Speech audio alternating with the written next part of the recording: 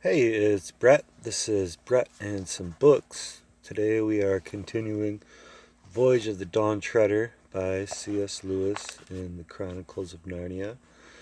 We are on the third book, sixth chapter, The Adventures of Eustace.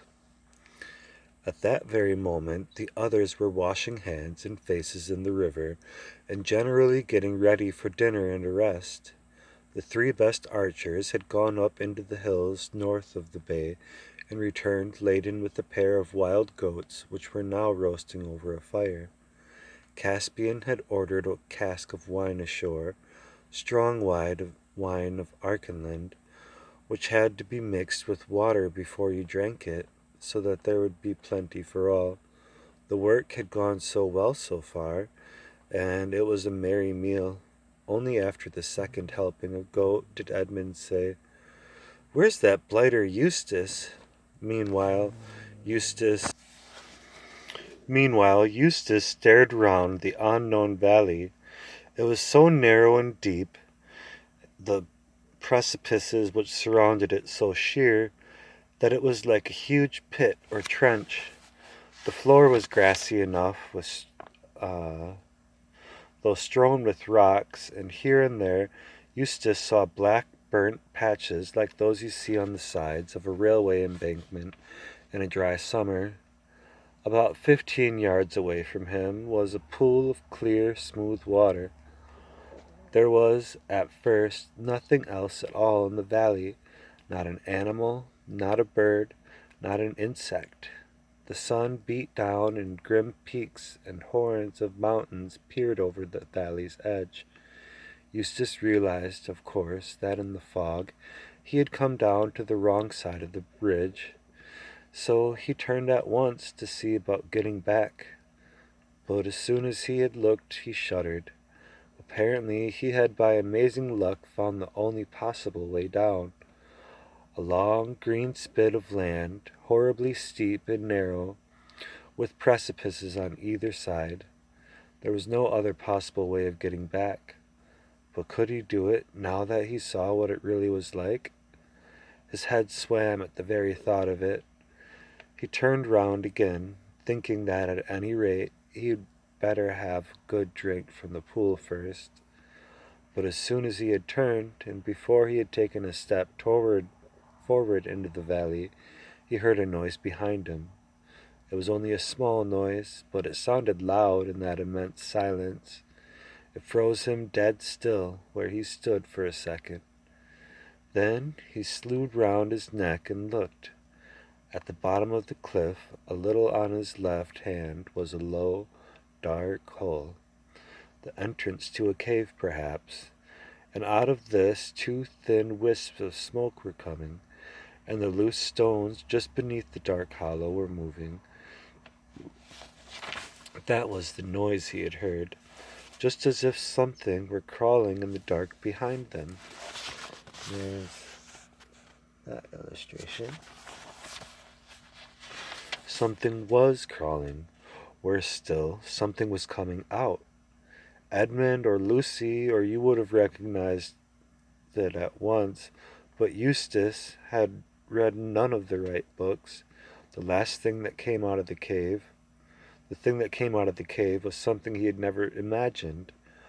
A long, lead-colored snout, dull red eyes, no feathers or fur, a long, lithe body that trailed on the ground, legs where elbows went up higher than its back like a spider's, cruel claws, bat wings that made a rasping noise on the stones, yards of tail, and the lines of smoke were coming from its two nostrils. He had never said the word dragon to himself, nor would it have made things any better if he had. But perhaps if he had known something about dragons, he would have been a little surprised at this dragon's behavior. It did not sit up and clap its wings, nor did it shoot out a stream of flame from its mouth. The smoke from its nostrils was like the smoke from a fire that will not last much longer, nor did it seem to have noticed Eustace. It moved very slowly toward the pool, slowly and with many pauses. Even in his fear, Eustace felt that it was an old, sad creature. He wondered if he dared make a dash for the ascent, but it might look round if he made any noise. It might come more to life. Perhaps it was only shamming. Anyway, what was the point of trying to escape by climbing from a creature that could fly? Here is dragon. It reached the pool and slid its horrible, scaly chin down over the gravel to drink. But before it had drunk, there came from it a great croaking or clanging cry, and after a few twitches and convulsions, it rolled round on its side and lay perfectly still with one claw in the air. A little dark blood gushed from its wide-open mouth. The smoke from its nostrils turned black for a moment, and then floated away. No more came. For a long time, Eustace did not dare to move. Perhaps this was the brute's trick, the way it had lured travelers to their doom. But one couldn't wait forever. He took a step nearer, then 2 steps, and then halted again. The dragon remained motionless. He noticed, too, that the red fire had gone out of its eyes. At last he came up to it. He was quite sure now that it was dead. With a shudder he touched it. Nothing happened. The relief was so great that Eustace almost laughed out loud. He began to feel as if he had fought and killed the dragon instead of merely seeing it die. He stepped over it and went to the pool for his drink, for the heat was getting unbearable. He was not surprised when he heard a peal of thunder.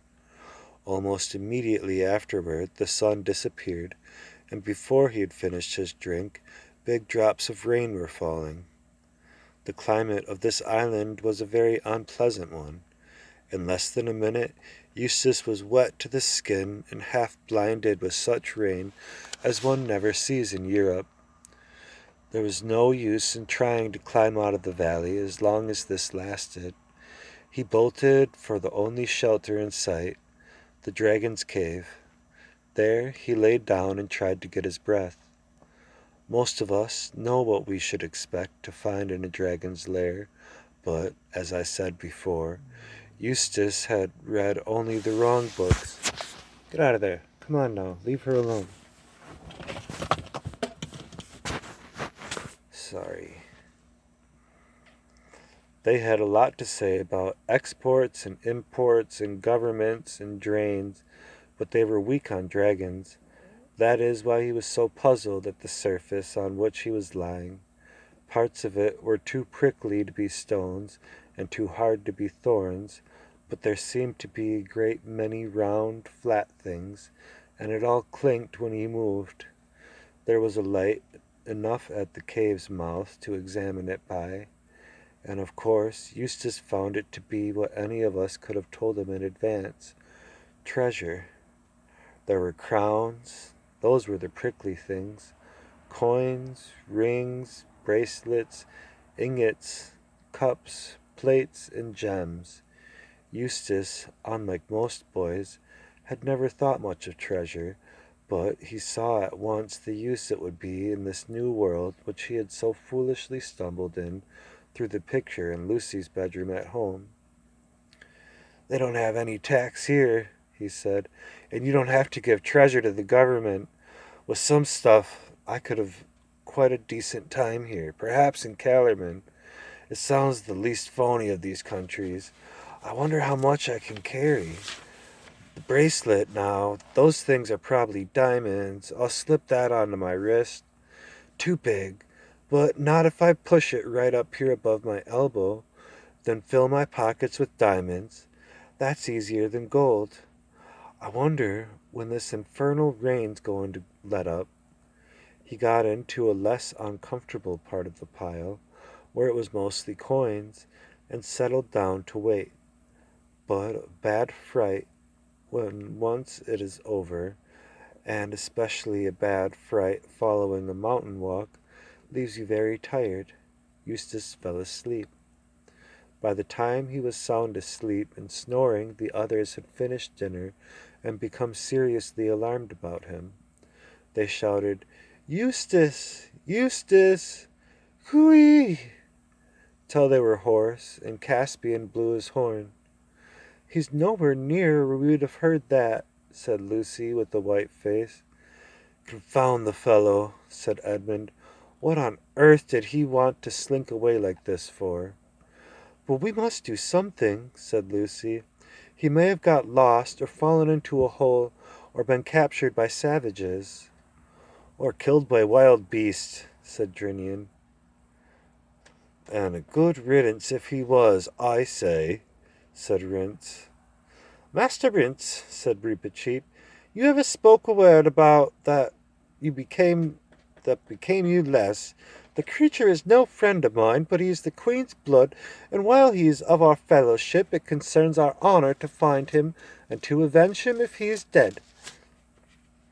"Of course we've got to find him, if we can," said Caspian wearily. "That's the nuisance of it. It means a search party and endless trouble. Bother Eustace." Meanwhile, Eustace slept and slept and slept. What woke him was a pain in his arms.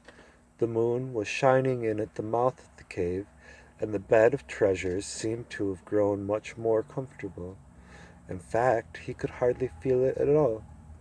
He was puzzled by why the pain in his arm at first, but presently it occurred to him that the bracelet, which he had shoved up above his elbow, had become strangely tight.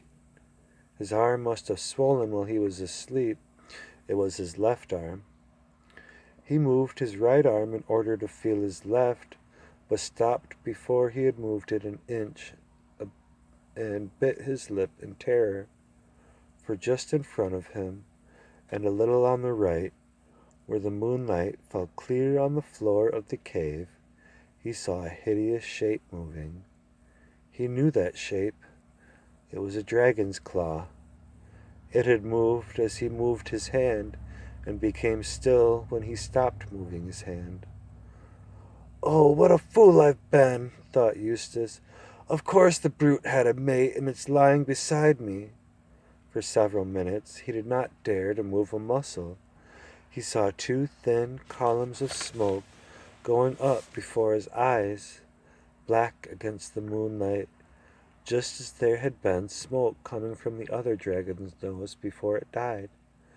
This was so alarming that he held his breath. The two columns of smoke vanished, and when he could hold his breath no longer, he let it out stealthily. Instantly, two jets of smoke appeared again, but even yet he had no idea of the truth. Presently, he decided that he would edge very cautiously to his left and try to creep out of the cave. Perhaps this creature was asleep, and anyway it was his only chance. But of course, before he edged to the left, he looked to the left. Oh, horror! There was a dragon's claw on that side, too. No one will blame Eustace if at this moment he shed tears. He was surprised at the size of his own tears as he saw them splashing onto the treasure in front of him. They also seemed strangely hot. Steam went up from them. But there was no good crying. He must try to crawl out from between the two dragons. He began extending his right arm. The dragon's foreleg and claw on his right went through exactly the same motion. Then he thought he would try his left. The dragon limb on that side moved too. Two dragons, one on each side, mimicking whatever he did. His nerve broke, and he simply made a bolt for it. There was such a clatter and rasping and clinking of gold and grinding of stones as he rushed out of the cave, as he thought that they were both following him. He daren't look back. He rushed to the pool. The twisted shape of the dead dragon lying in the moonlight would have been enough to frighten anyone, but now he hardly noticed it. His idea was to get into the water. But just as he reached the edge of the pool, two things happened. First of all, it came over him like a thunderclap that he had been running on all fours. And why on earth had he been doing that? And secondly, as he bent toward the water, he thought for a second that yet another dragon was staring up at him out of the pool. But in an instant he realized the truth.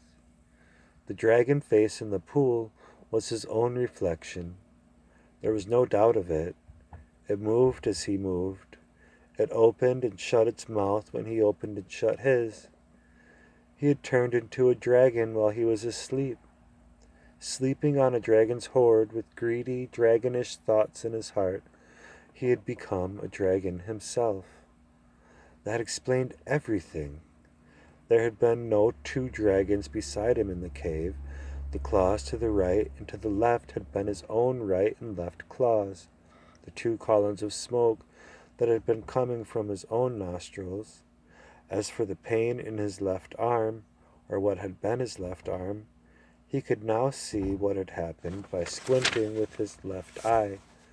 The bracelet, which had fitted very nicely on the upper arm of the boy, was far too small for the thick, stumpy foreleg of a dragon. It had sunk deeply into his scaly flesh, and there was a throbbing bulge on either side of it. He tore at the place where his dragon's teeth, with his dragon's teeth, but could not get it off. In spite of the pain, his first feeling was one of relief. There was nothing to be afraid of any more. He was a terror himself now, and nothing in the world but a knight, and not all of those, would dare to attack him. He could get even with Caspian and Edmund now. But the moment he thought this, he realized that he didn't want to. He wanted to be friends. He wanted to get back among humans and talk and laugh and share things. He realized that he was a monster cut off from the whole human race. An appalling loneliness came over him. He began to see that the others had not really been fiends at all. He began to wonder if he himself had been such a nice person as he had always supposed. He longed for their voices. He would have been grateful for a kind word, even from Reepicheep. When he thought of this, the poor dragon that had been Eustace lifted up its voice and wept. A powerful dragon crying its eyes out under the moon in a deserted valley is a sight and the sound hardly to be imagined. At last he decided he would try to find his way back to the shore. He realized now that Caspian would never have sailed away and left him, and he felt sure that somehow or other he would be able to make people understand who he was. He took a long drink, and then, I know this sounds shocking, but it isn't if you think it over, he ate nearly all the dead dragon. He was halfway through it before he realized what he was doing. For, you see, though his mind was the mind of Eustace, his tastes and his digestion were dragonish, and there is nothing a dragon likes so well as a fresh dragon. There is the illustration. Good luck piecing that out. I can't tell much of what that is.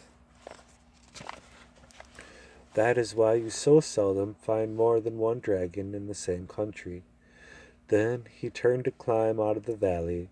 He began the climb with a jump, and as soon as he jumped, he found he was flying. He had quite forgotten about his wings, and it was a great deal surprise to him. The first pleasant surprise he had had for a very long time. He rose high into the air and saw innumerable mountain tops spread out beneath him in the moonlight. He could see the bay like a silver slab and the dawn treader laying at anchor and campfires twinkling in the woods beside the beach. From a great height he launched himself down toward them in a single glide. Lucy was sleeping very soundly, for she had sat up till the return of the search party in hope of good news about Eustace. It had been led by Caspian, and had come back late and weary. Their news was disquieting. They had found no trace of Eustace, but had seen a dead dragon in a valley. They tried to make the best of it, and everyone assured everyone else that there was not likely to be more dragons about, and that one which was dead was about at 3 o'clock that afternoon, which is when they had seen it, would hardly have been killing people a very few hours before. Unless it ate the little brat and died of him. He'd poison anything, said Rince, but he said this under his breath and no one heard it. But later in the night, Lucy was awakened very softly and found the whole company gathered close together and talking in whispers. "What is it?" said Lucy. "We must all show great constancy," Caspian was saying. "A dragon has just flown over the tree-tops and is lighted on the beach. Yes, I am afraid it is between us and the ship, and arrows are of no use against dragons. They're not at all afraid of fire." "With your Majesty's leave," began Reepicheep. "No, Reepicheep," said the king very firmly. "You are not to attempt a single combat with it, and unless you promise to obey me in this matter, I'll have you tied up. We must just keep close watch, and as soon as it is light, go down to the beach and give it battle. I will lead. King Edmund will be on my right and the Lord Drinian on my left. There are no other arrangements to be made. It will be light in a couple of hours. In an hour's time let a meal be served out, and what is left of the wine, and let everything be done silently." "Perhaps it'll go away," said Lucy. "It'll be worse if it does," said Edmund, "because then we shan't know where it is. If there's a wasp in the room, I like to be able to see it." The rest of the night was dreadful, and when the meal came, though they knew they ought to eat, many found that they had very poor appetites, and endless hours seemed to pass before the darkness thinned and the birds began chirping here and there, and the world got colder and wetter than it had been all night, and Caspian said, "Now for it, friends." They got up, all with swords drawn, and formed themselves into a solid mass, with Lucy in the middle and Reepicheep on her shoulder. It was nicer than waiting about, and everyone felt fonder of everyone else than at ordinary times. A moment later they were marching. It grew lighter as they came to the edge of the wood, and there in the sand, like a giant lizard or a flexible crocodile or a serpent with legs, huge and horrible and humpy, lay the dragon. But when it saw them, instead of rising up and blowing fire and smoke, the dragon retreated. You could almost say it waddled back into the shallows of the bay. "What's it wagging its head like that for?" said Edmund. "And now it's nodding," said Caspian. "And there's something coming from its eyes," said Drinian. "Oh, can't you see?" said Lucy. "It's crying. Those are tears." "I shouldn't trust to that, ma'am," said Drinian. "That's what crocodiles do, to put you off your guard." "It wagged its head just when you said that," remarked Edmund, "just as if it meant no. Look, there it does it again." "Do you think it understands what we're saying?" asked Lucy. The dragon nodded its head violently. Reepicheep slipped off Lucy's shoulder and stepped to the front. "Dragon," came his shrill voice, "can you understand speech?" The dragon nodded. "Can you speak?" It shook its head. "Then," said Reepicheep, "it is idle to ask you your business, but if you will swear friendship with us, raise your left foreleg above your head." It did so, but clumsily, because that leg was sore and swollen with the golden bracelet. "Oh, look," said Lucy. "There's something wrong with its leg, the poor thing. That's probably what it was crying about. And perhaps it came to us to be cured, like in Androcles and the lion." "Be careful, Lucy," said Caspian. "It's a very clever dragon, but it may be a liar." Lucy had, however, already run forward, followed by Reepicheep, as fast as his short legs could carry him. And then, of course, the boys and Drinian came too. "Show me your poor paw," said Lucy. "I might be able to cure it." The dragon that had been Eustace held out its sore leg gladly enough, remembering how Lucy's cordial had cured him of seasickness before he became a dragon. But he was disappointed. The magic fluid reduced the swelling and eased the pain a little, but it could not dissolve the gold. Everyone had now crowded round to watch the treatment, and Caspian suddenly exclaimed, "Look!" He was staring at the bracelet. And that's the end of chapter 6.